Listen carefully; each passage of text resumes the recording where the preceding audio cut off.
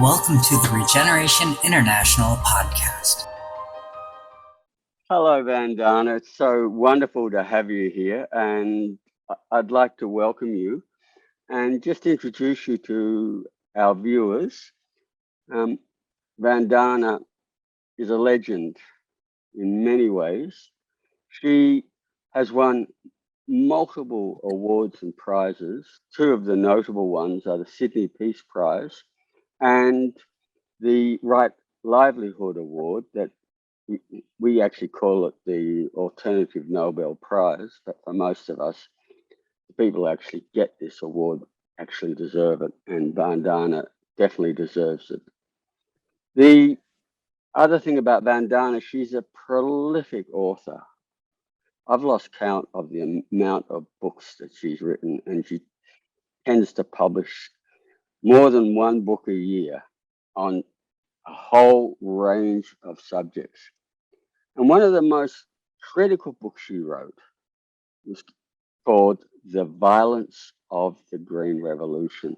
And she exposed the, I say mythologies, but really the outright lies of how the Green Revolution was supposed to feed people when it was actually doing the opposite and bringing people into violent poverty and destroying communities.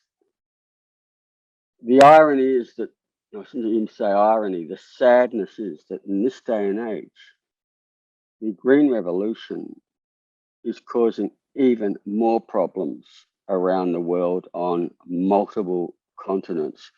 And Vandana has been very active raising these issues. So, Vandana, I'll hand it over to you, and if you'd like to explain why is it so important to counter the Green Revolution and industrial agriculture and to promote the regenerative organic systems based on agroecology. Thank you so much, Andre, and greetings for World Food Day to you and all. Food wasn't going to be a subject that I would dedicate my life to. I had thought I'd dedicate my life to the quanta, and that's quantum theory is where my passion was. I had done my MSc honors in particle physics from the University of Punjab in Chandigarh. In the early 70s, I had graduated. A decade later, the most prosperous part of India, Punjab, had erupted in violence. And that same year, in the city of Bhopal, a pesticide plant leaked. I was those days working on conflicts over resources for the United Nations University. And I said that there's some conflict here that is not obvious. I do know there are water conflicts, but what really is the reason farmers are protesting? Why are 15,000 people killed in Punjab, the land of the five rivers? Why do people have to die in Bhopal? And then I studied agriculture. I read every book that's taught in agriculture. I read every policy document of that time. There was no click a mouse and get it on Google. It was all actually physically go to the Agriculture Ministry, to the Indian Council of Agriculture Research. And the myth of the Green Revolution that it saved India from famine is so outright false, because there was no famine in 65. There was a drought. The drought had led to slight increases in the prices of wheat. No one was dying. There was not one single hunger death in 1965. But the narrative is, oh, India was saved from famine. And they take us back into the 42 famine with images. 42 was when the British were extracting grain from India's taxes. And we'd lost 2 million people in the Great Bengal famine. But after we became independent, we got rid of famine. We created policies that don't allow famine. And those policies are precisely what the Green Revolution dismantled. What was the Green Revolution? It wasn't green. It was very bloody. It was very brown in terms of desertifying the land. The land of Punjab has been ruined. The farmers tell me we have cancer because a cancer train leaves Punjab and the soil has cancer. And these are hardworking farmers of the soil. The Green Revolution was merely pushing chemical fertilizers, which have increased 800% since that time, because the objective was fertilizers. Norman Borlaug has said it in his statements. We have to sell more fertilizers. And if I was a member of Indian Parliament, I'd be jumping out every 5 minutes and saying, fertilizers, give me more fertilizers. So Green Revolution was pushing synthetic chemical fertilizers. We now know what harm they've done. We know they are primarily responsible for the most potent greenhouse gas, nitrous oxide. We know they're killing the oceans and water life through dead zones. We know they're desertifying the soil. But for me, the most painful part is I grew up in a pre-Green Revolution India. And if I go to the tribal areas, the women would be having silver all the way in their arms. They would be covered with silver jewelry. And then when the Green Revolution came and was spread beyond Punjab, the silver was as pawned to the fertilizer shop. People sold their wealth to get synthetic fertilizer because of this brainwashing, subsidies, everything else that went with it.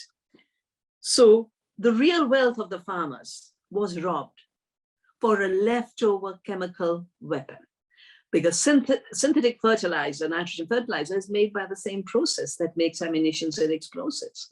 And that's why there's so many fertilizer bombs. The Haber-Bosch process of fixing atmospheric nitrogen, when we can work with nature, work with biodiversity to fix nitrogen non-violently through nitrogen fixing plants, the green manures, the pulses, and then the soil organisms are creating nitrogen for us. Our research at Navdania has shown that our soils, organic soils, the Navdania farm soils and the farmers who become organic have approximately 100% more nitrogen in them. The farms using urea and synthetic fertilizer have a decline of 22% nitrogen.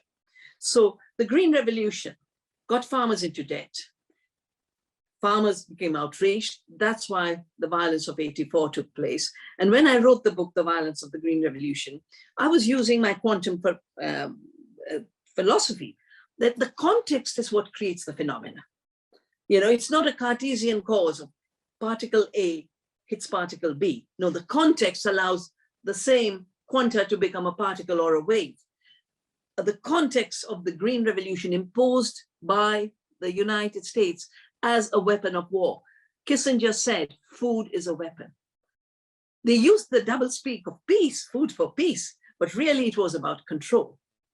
And through the Green Revolution, the global agriculture has been controlled by the Rockefellers, now the Gates. Mr. Gates has taken the Green Revolution, which we failed and destroyed India, Punjab. He's taken it to Africa as the Alliance for the Green Revolution in Africa. And all the research is now showing that the nutrition has gone down, farmers' incomes have gone down, only the sales of chemical fertilizers and commercial commodity seeds have gone up. And country by country, the laws are being changed to push GMOs. So today, as we join in the World Food Summit celebration, People's Food Summit, I reach out to our friends in Africa who will be celebrating this day with us to continue the movement to stop Agra. I always say, this Agra, Alliance for the Green Revolution in Africa, this Agra will never build a Taj Mahal. It will leave ruins. It will destroy biodiversity.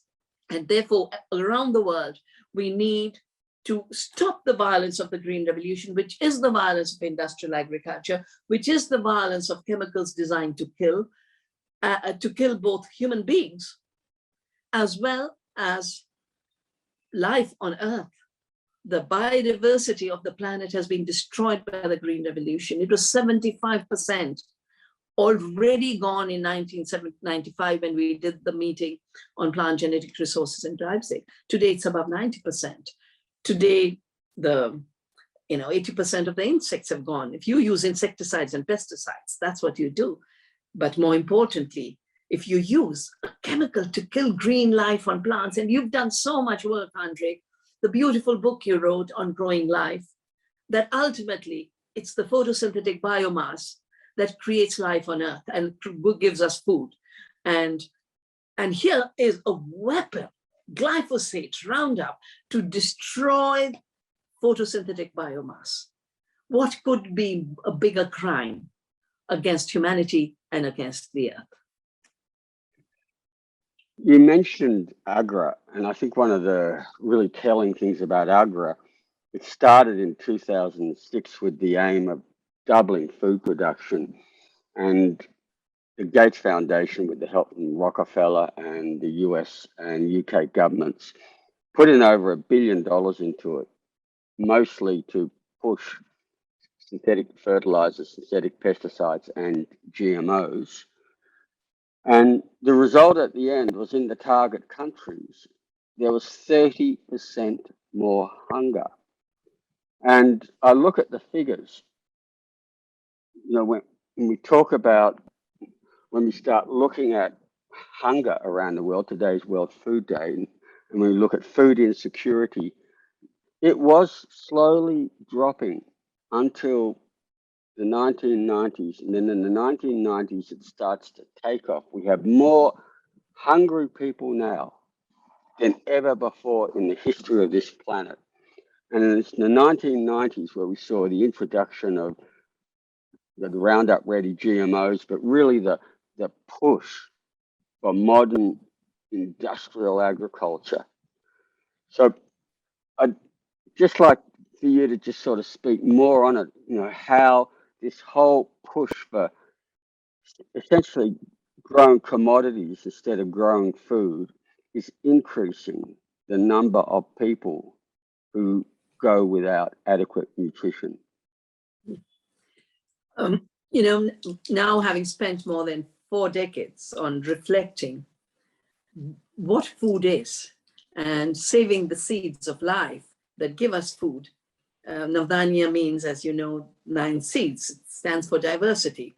And today, while we join virtually for the People's Food Summit on the Navdania farm, we will be honoring our leading seed keepers who have saved the crops that were being forgotten and pushed to extinction: the millets, the jangora, the mandava, the corny, and the beautiful basmati of Dehradun, which had nearly become extinct. And now we have more than 2,000 farmers growing it. And it is the rice we saved from patenting and, the biopiracy of the basmati, a famous case where a company in Texas called Rice Tech had taken a patent on basmati, on the grain, on the seed, on its renewal, on the height of the plant, and on methods of cooking rice that I learned when I was 6 years old. My grandmother taught me. Simple meal, just boil rice. Why are more people hungry today? As a result of industrial agriculture and globalization. Then when they were doing ecological farming, biodiverse farming, small farms. First, we do know even today, in spite of all the efforts to promote industrial agriculture, 70 to 80% of the food we eat comes from small farms. The giant-sized farms produce commodities. They do not produce food. Commodities do not feed people. 80% of the corn and soya being grown in the world, and these are the 2 crops that have spread during the globalization period, they are going for animal feed and biofuel. They're not feeding people. And new ways are found to create more monoculture commodities and then use them for things for which food should not be used. Why are we burning grain that could feed people and using land that could give food for people to run a car at a time where, look at Paris, phasing out automobiles? The mayor has been so imaginative, and most of the roads are now roads for cycling. Every design, even if it looks very natural, is imposed or selected or chosen. In this particular case, industrial agriculture was imposed by what I call the poison cartel. The reason I call them the poison cartel is because they do make poisons and they are a cartel, but also because they were merging so quickly. Their names were changing. And it was very difficult to continuously keep people's attention that, Dow, which bought Union Carbide, which killed people in Bhopal, then merged with DuPont, which is now Corteva. Very complicated story. So I simple it down and say, poison cartel. Those who made poison in Hitler's Germany, IG Farben plus Standard Oil, which is Rockefeller, and Monsanto with Mobe and DuPont, this tight group of people are today still controlling agriculture. They're controlling agriculture by first forcing their unnecessary chemicals on farming. Synthetic fertilizers were the first round of the Green Revolution. GMOs pushed herbicides and pesticides even higher. The second Green Revolution is GMOs plus globalization. You wouldn't have had GMOs without the rules of WTO. The WTO is where the Monsantos wrote intellectual property treaty, the trade-related intellectual property rights, to own the seed. And for them, the GMO became the vehicle for ownership of seed and collection of royalties. I was at the meeting where they said it so clearly in 1987, the meeting on the laws of life, on the new biotechnologies. Article 27.3b of the TRIPS agreement. Monsanto has said we were the patient, diagnostician, physician, all in one. We wrote this agreement. So you had the first generation of industrial agriculture, Green Revolution, destroyed Punjab and India, and is attempting to destroy Africa. It began with Mexico with corn and wheat, and India with rice and wheat. The Green Revolution was then followed by the second Green Revolution. Second Green Revolution is GMOs pushed through globalization and new seed monopolies. Today, 60% of the commercially sold seed is controlled by the four poison cartel. Two of them, Monsanto Bayer and Syngenta ChemChina, control 40% of the seed in the markets. That's why saving seeds and seed sovereignty is so important to food sovereignty.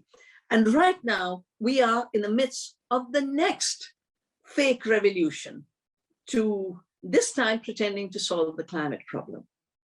And again, it is Mr. Bill Gates driving 3 levels of false solutions to climate change.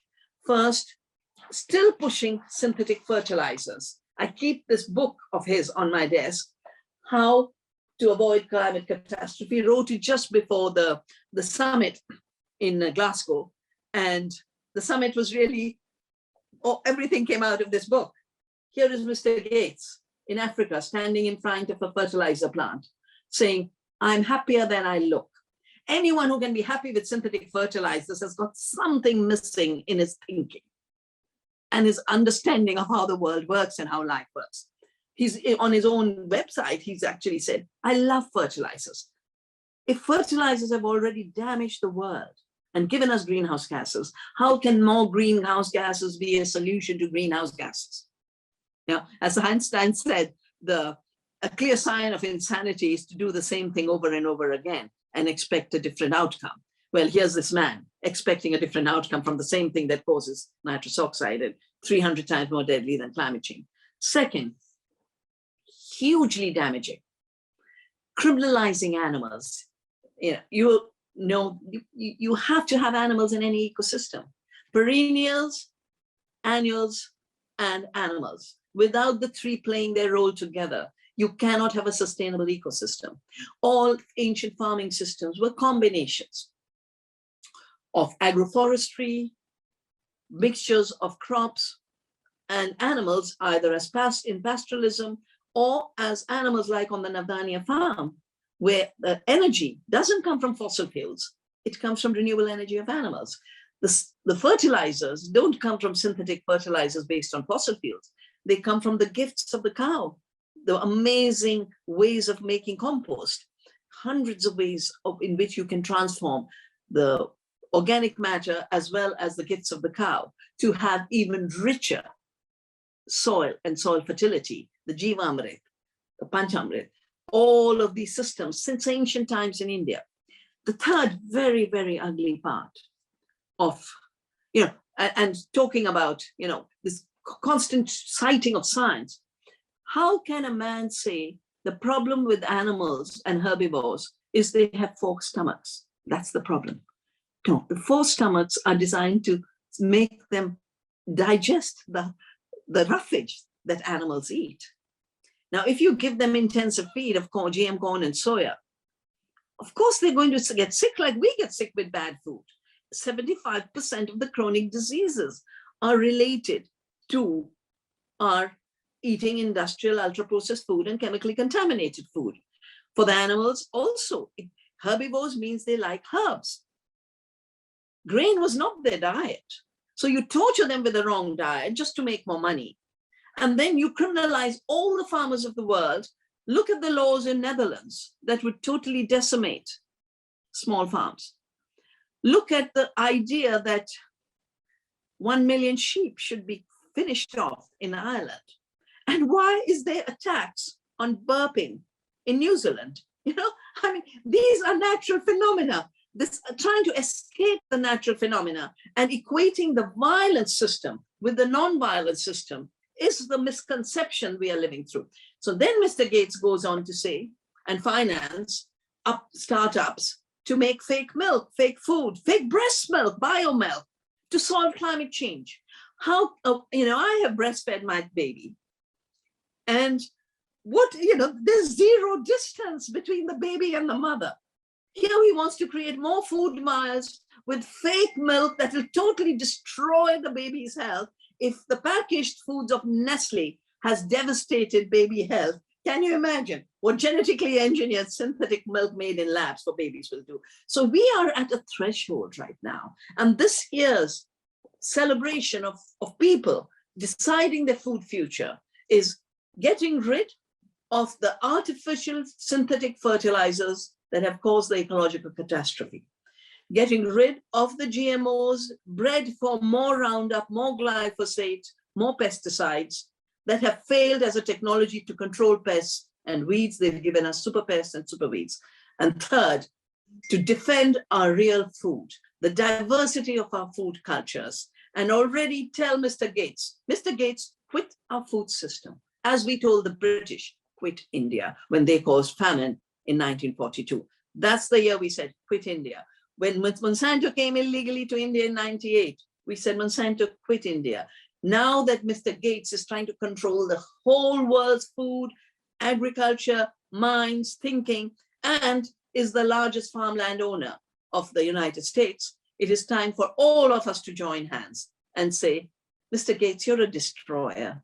Quit the Earth's living systems. Don't create more ecocide. Quit our food systems. We will choose what we grow, what we eat, and we will grow what's healthy for the planet and healthy for us. I think you've raised some very, very important points here. Just to further on about the whole issue of Mr. Gates and his ilk and what they are doing, a lot of people don't realize that the biggest loss of biodiversity we have on the planet is the clearing of ecosystems, such as the Amazon for GMO soy and corn. It goes in big boats and gets transported halfway around the world to feedlots, to combined animal feeding operations in Europe and also in China. On one part of it, we've actually got the loss of some of our most valuable, highly diverse tropical ecosystems. The other side of it is that when it goes into these feedlots, that's when all the methane comes out. It's not from animals that are on pasture. And we have very good science now with the right regenerative grazing systems. Animals on pasture will actually sequester more greenhouse gases than they give out because they build up soil carbon. They're actually carbon negative. And now this is the real big threat now is the whole push to get rid of farming altogether, or that's what they pretend they're doing, and have GMO yeasts and bacteria in vats to produce things like synthetic milk, lab-grown meats, these synthetic meats. And yet what people don't realize, they need feedstocks. Where does that come from? The clearing of forests in Indonesia and Africa for oil palms, or that oil. It's the clearing, once again, of the forest in the Amazon. It's these toxic monocultures with glyphosate that will feed these food bats. So instead of being a solution to climate change, if you do the maths, it's actually one of the greatest contributors to climate change and to loss of biodiversity. I know you've been very active on essentially raising this issue and explaining why once again, they're completely misrepresenting the facts. Well, I think every time there has been a new artificial imposition in the ecological web of life, which is a food web, they've always created fairy tales to introduce it. When Haber-Bosch used the burning of fossil fuels to fix atmospheric nitrogen, they talked about now we will have bread from air. Well, there was no bread from air. You destroy the atmosphere and you destroy the land, and you're using more land as our assessments and our shift in the indicator. We said yield per acre only measures the commodity production in a monoculture, but ecosystems are about biodiversity. So we are going to measure nutrition per acre and health per acre in biodiverse systems. We will measure biodiverse productivity, not monoculture productivity. So we shifted from the monoculture metric to the biodiversity metric. And the more biodiversity you have more nutrition, you have more food. You use less acreage because of the fact that you have symbiosis on the land. If you grow a cereal and a pulse that's fixing nitrogen, you have more food overall from that acre. Whereas if you have 1 acre of cereal and 1 acre of pulse, you use more land. So, every time they talk about land saving, they're actually land expansive. That's why they have invaded into the rainforests of Indonesia. That's why they've invaded into the Congo. That's why they've invaded into the rainforests of the Amazon. And just like in the time of the myth making around fertilizers, it was talked about bread from air, those who are promoting fake lab food make it look like there'll be no use of land. Too many people who are promoting lab food are talking about saving biodiversity, talking about rewilding. Well, a simple fact, 80% of the biodiversity today is in the lands where indigenous people have taken care of biodiversity, on 20% of the land. Most lands have been taken away from them. If 80% is on 20% land, shouldn't you be looking at how people can cohabit biodiversity? And rewilding is rewilding our imagination to see ourselves as part of nature, not as strangers to nature, not as conquerors and masters of nature. So for those who are pushing lab food in the name of rewilding, I would like to remind them, this is what the Bayer head of research and development has said. The code word for fake food is plant-based. When I eat a carrot from my garden or eat a spinach from my garden, I don't call it plant-based. I call it spinach and I call it carrot. I give it its proper name. This anonymous plant-based is really to make the huge feedstock, as you call it, invisible. And imagine that instead of these large giant farms that the Bayers and Monsantos and Syngentas will create, what we'll have is biodiversity popping up and animals coming down. 70% animals have disappeared on this planet in the last 70 years, which is the 70 years of industrial agriculture and green revolution, because they have invaded ecosystems where animals are. So let me just share with you the quote. For those who think plant-based, wild, rewilding, lab food, this is what Mr. Bob Reiter has said. They are sourcing different crops that create a huge opportunity for a company like us. Yeah. In order for plant-based companies to produce at scale and succeed, they require efficient sources of amino acids and carbohydrates, which will bring them around to row crops that can be tilled and cultivated by machinery. Yeah. Here's buyers saying, only we will be able to provide the large quantities of feedstock where food is reduced to raw material of amino acid and protein rather than being eaten directly. So this much is clear. The more you create monocultures to increase commodities, the more you destroy biodiversity and you actually destroy food sources and create hunger.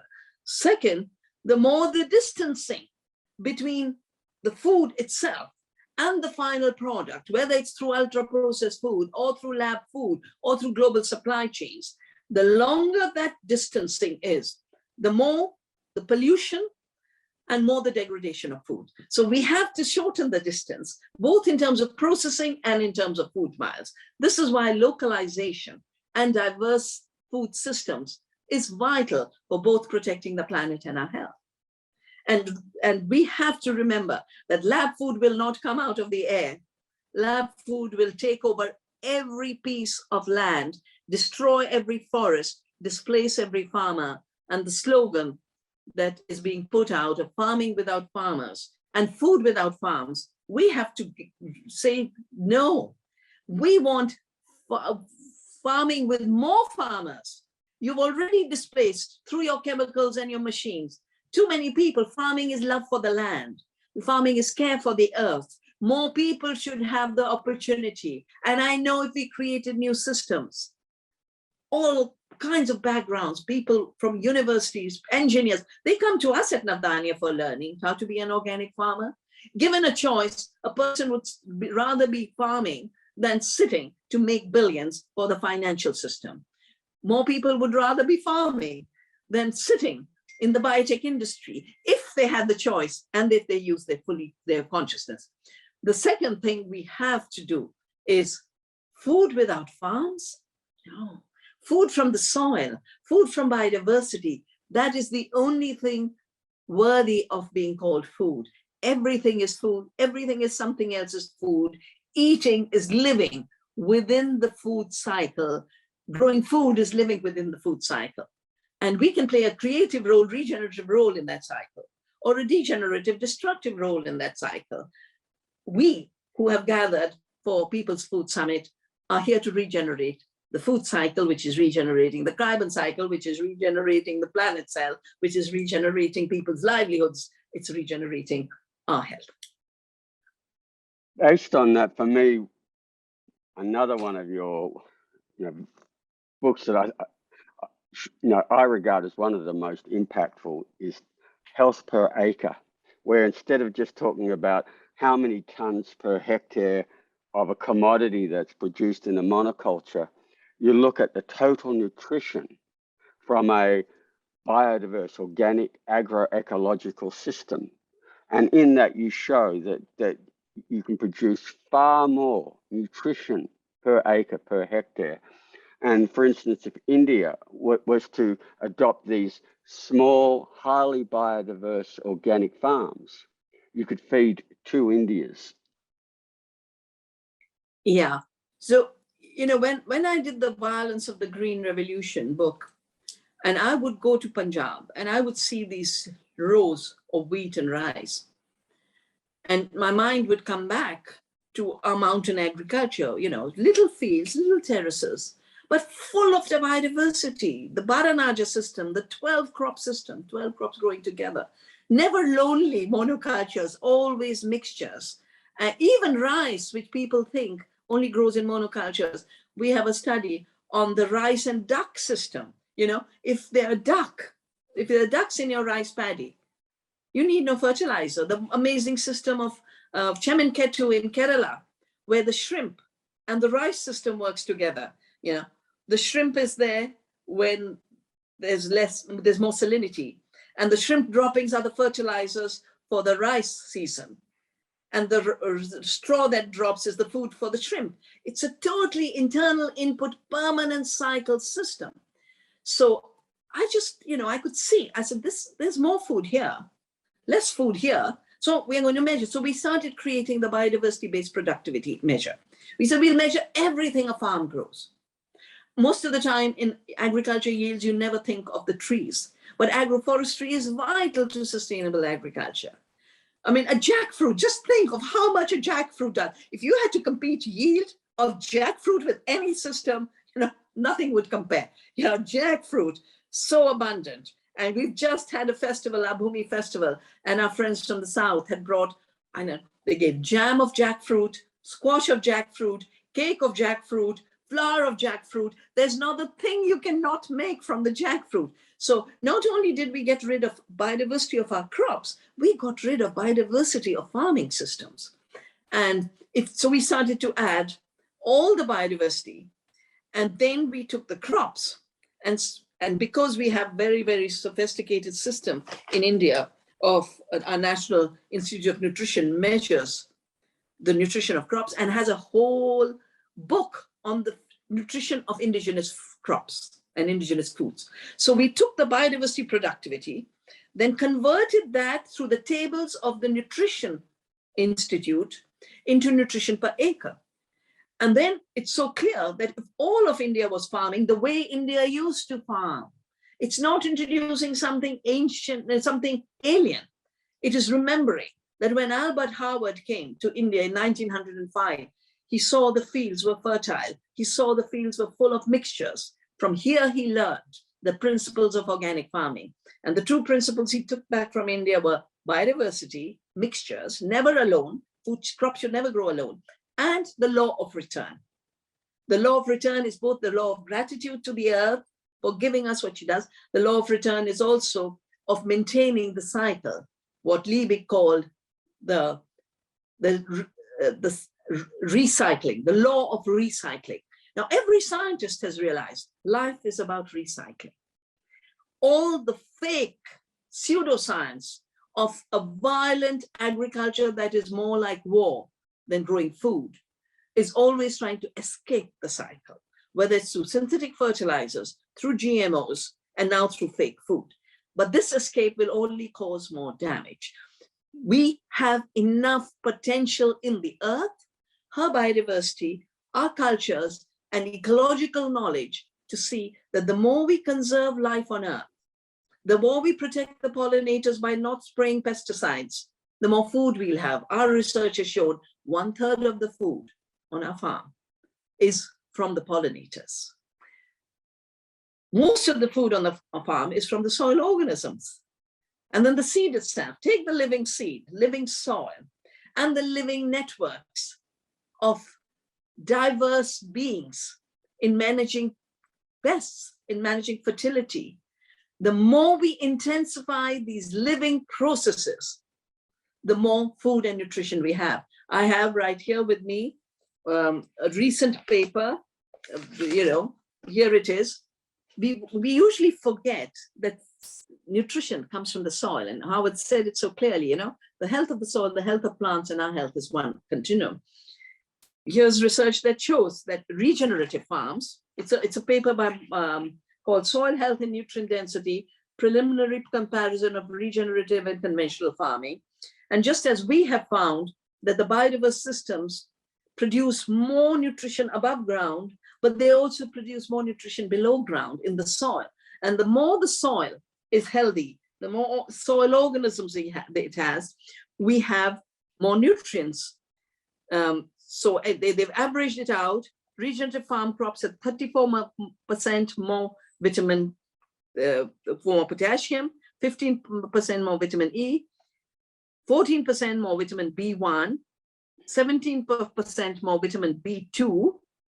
The crops from regenerative farms also had 15% more total carotenoids. That's the vitamin A. That's why, they're trying to do golden rice and torturing the rice in Philippines, again with Mr. Gates funding, when you could just increase the vitamin A precursor in crops by making soils healthy. Regenerative grown crops have 11% more calcium, 16% more phosphorus, 10%, and most important is the phytochemicals. Yeah, chemical fertilizers cannot produce phytochemicals. It's the soil organisms that help produce phytochemicals. And now the new research on our health and our gut microbe is showing that the more the diversity of phytochemicals, the more nourished our gut microbiome is, and the more it is able to regulate our metabolism and regulate our health. The Navdania farm data on nutrition per acre is similar. On every crop, we are increasing nutrition.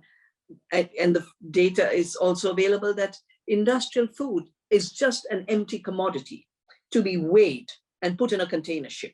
It is not worthy of eating. It is not food anymore.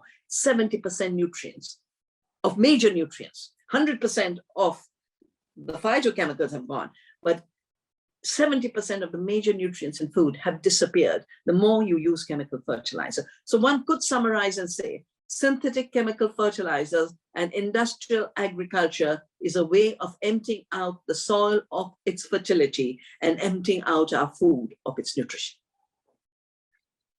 You mentioned jackfruit, and I'm really glad you did, because it's, I think, one of the most useful fruits or products there is, and most people don't know about it. So for most of our listeners and viewers, jackfruit is actually the largest fruit in the world. It dwarfs a watermelon. And it's one of the most nutritious. It can be eaten fresh. It's a beautiful fresh fruit. But its secret is to eat it as a green fruit and cook it like a vegetable. But when you cook it properly, it's like pulled pork.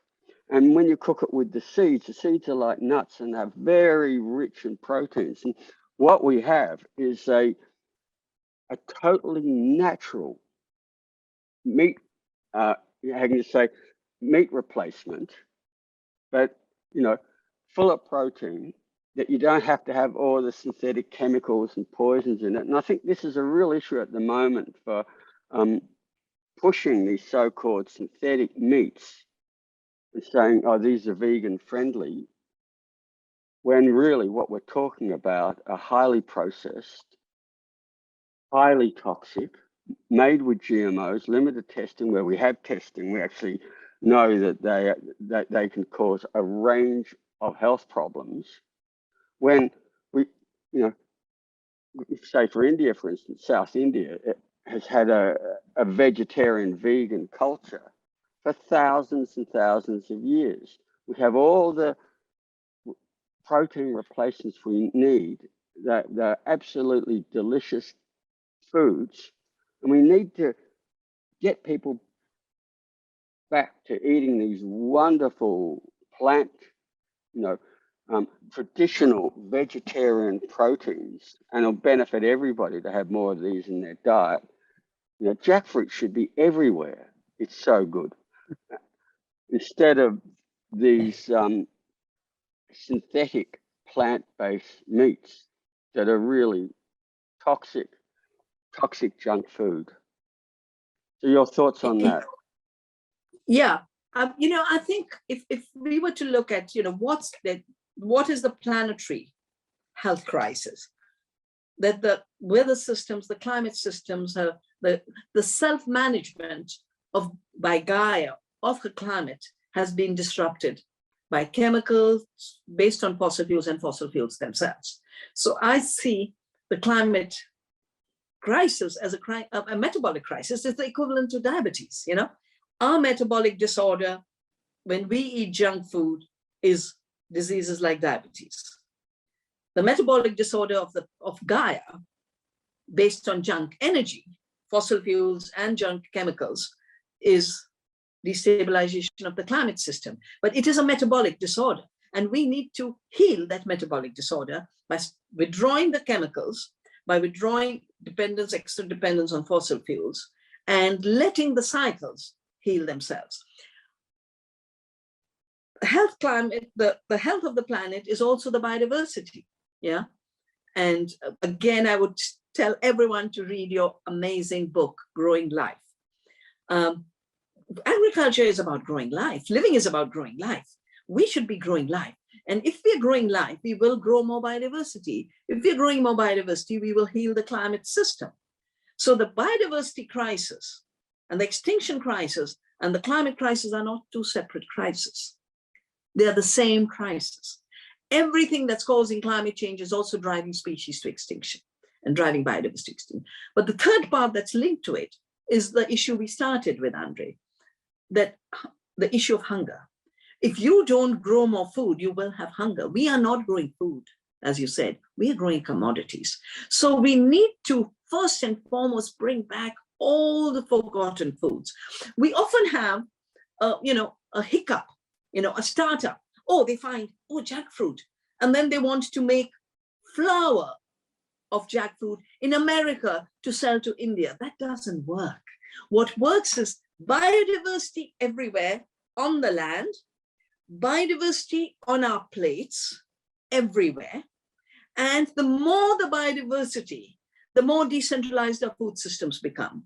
And the more the decentralized the food system become, not only do no human beings go hungry, no bird goes hungry, no earthworm goes hungry, no bee goes hungry. So we have to start looking at the food system as the food web, which is the web of life. And growing life is taking care of that web. That means growing diversity of every kind. So today, on World Food Day, let us, each of us, remember the diversity that we can grow and we can eat. The diversity on the land, diversity on our plate, diversity in our gut. That is the secret to health. Yeah.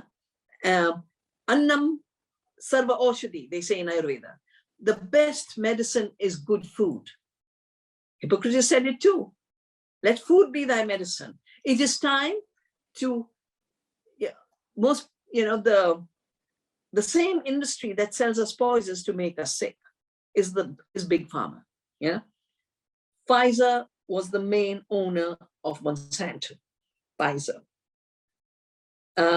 When I did Oneness versus 1%, we looked at all the chains of ownership. And of course, now they're controlled by the big financial asset management companies, the BlackRocks and the Vanguards.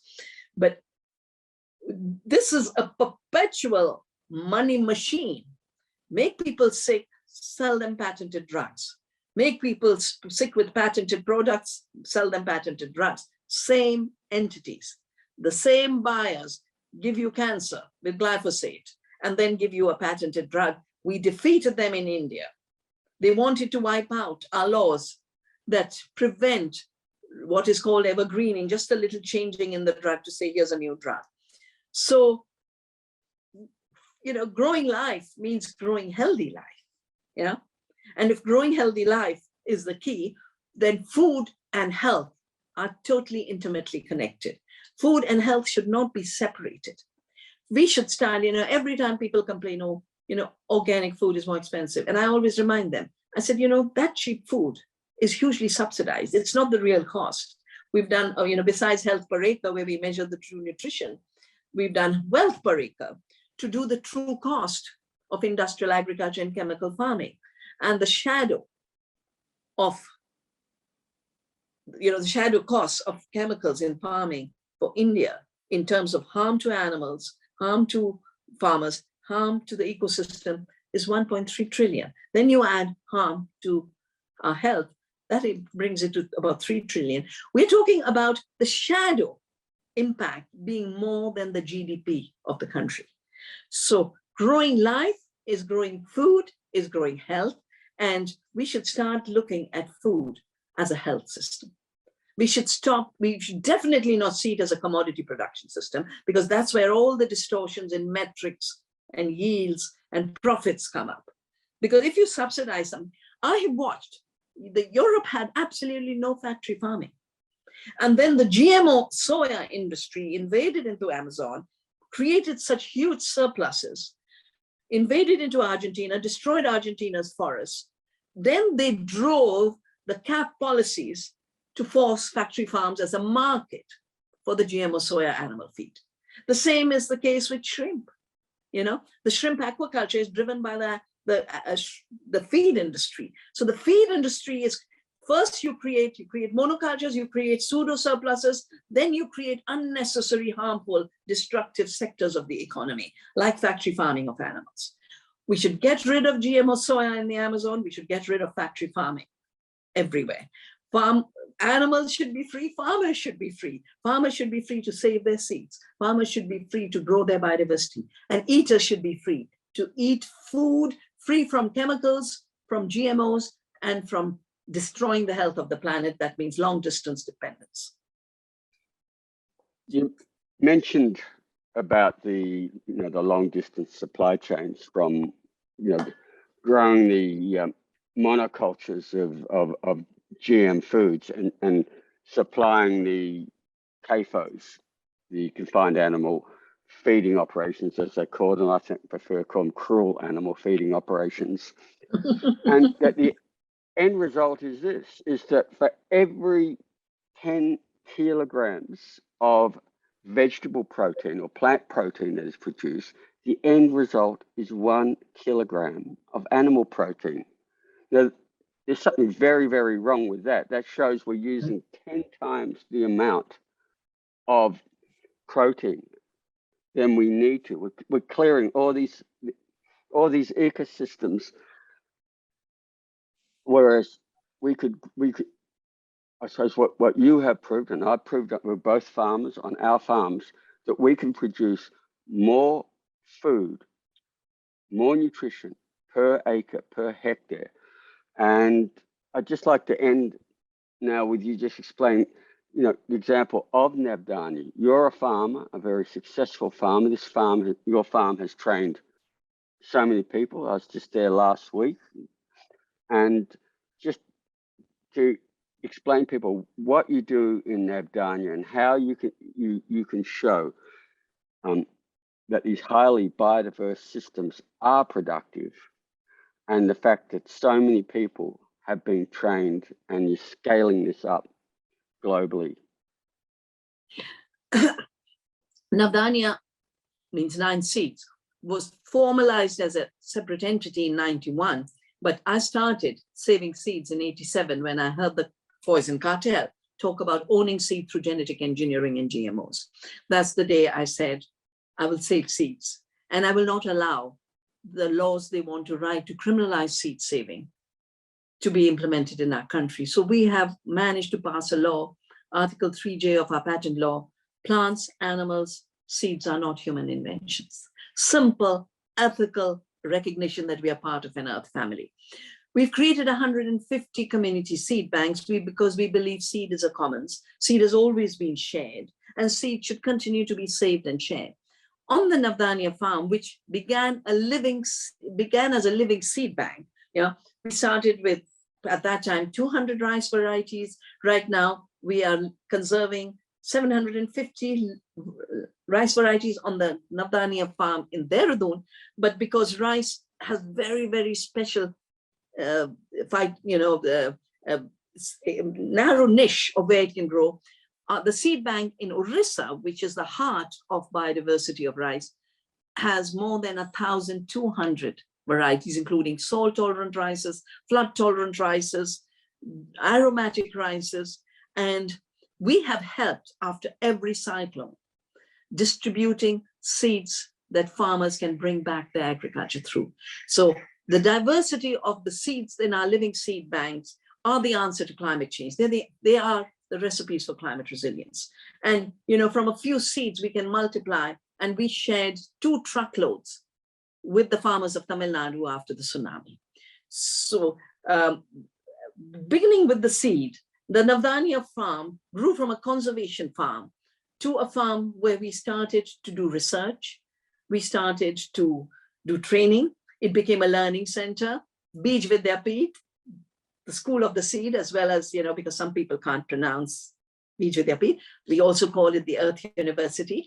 And every year we offer this annual course on the living seed, the living soil, the living food, the living economies. And now we call it Return to Earth, and that's why Andre is restored.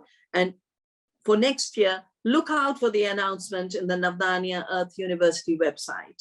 We will be offering the course next year as we used to do before COVID for a full month. And we welcome as many of you as want to join. So we've had horrible climate disasters this year and last year, but our fields of the mixtures, okay, 2 of the crops got damaged, but the remaining 7 crops survived in the 9 field. Yeah. And the more diversity you have, the more climate resilience you have. And as we've discussed earlier, the more diversity you have, if you measure not through a monoculture lens, but through the diversity of nutrition, we actually have more nutrition. And we have so much, self-organized plants. We do a festival of wild uncultivated plants. They wouldn't exist if we were spraying Roundup on our farm. And I hope we will be able to do research in the future. The nutrition in the wild foods is much more than in the cultivated, and the nutrition in the native seeds is much more than in the hybrids. 14 to 15% the research is showing in rice, in wheat, and we hope to do it for other crops. So the Navdania Biodiversity Farm, Navdania itself is a movement that works across the country. We've trained 2 million farmers over these many years. We are celebrating, while we all meet on digitally, we are celebrating by honoring our seed keepers for making the forgotten foods the future foods. I think that is our commitment. We will not be extinguished. We are not part of an extinction experiment. We will not be exterminated. Our biodiversity will not be exterminated. Our knowledge will not be exterminated. Whether it is our cultures, our biodiversity, or our food, we will allow biodiversity to thrive. Navdania is a place where we practice that diversity. And I can tell you, the earth is so generous as long as you do not violate her laws.